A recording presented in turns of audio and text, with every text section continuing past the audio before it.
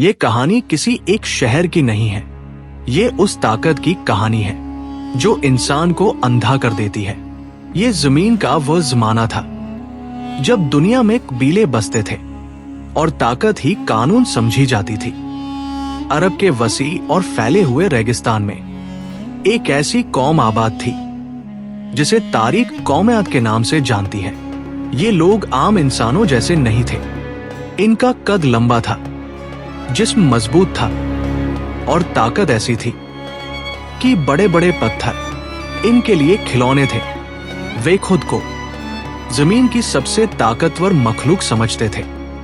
रेगिस्तान के बीच उन्होंने एक ऐसा शहर तामीर किया जो उस दौर में एक अजूबा समझा जाता था।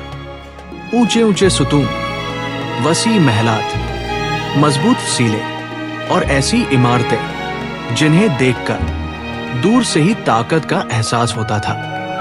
ये शहर रेत के समुंदर में एक सल्तनत की तरह खड़ा था। कौम आद कहा करती थी कि हम जैसे लोग इस जमीन पर दोबारा पैदा नहीं होंगे। वक्त गुजरता गया, ताकत बढ़ती गई और ताकत के साथ गुरूर पैदा होता चला गया। ये लोग कमजोरों को हकीर समझते थे, जोर को हक मानते थे और जुल्म को अपनी शान समझते थे। जो इनसे इख्तिलाफ करता उसे खामोश कर दिया जाता। इसी दौर में अल्लाह ने उनकी तरफ हजरत हूद अलैहिस्सलाम को भेजा। उन्होंने नरमी से बात की और सच का पैगाम पहुंचाया।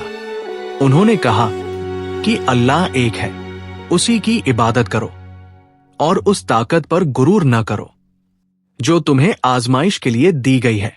लेकिन कौम आद ने इस बात को कमजोरी समझा। वे हंस पड़े, उन्होंने मजाक उड़ाया और कहा कि हमसे ज्यादा ताकतवर कौन है।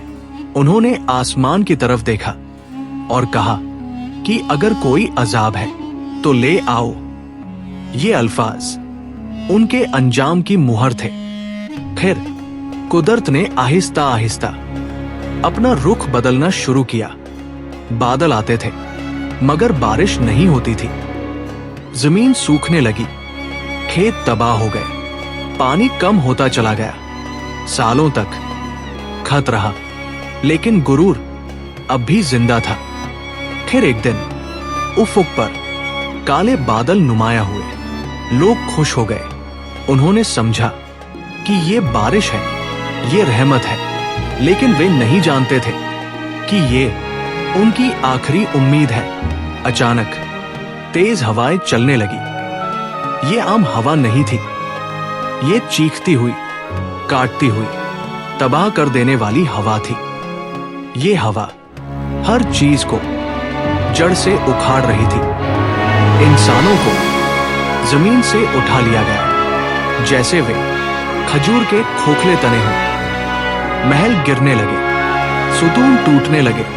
वो शहर जो ताकत की निशानी था रेत में दबने लगा।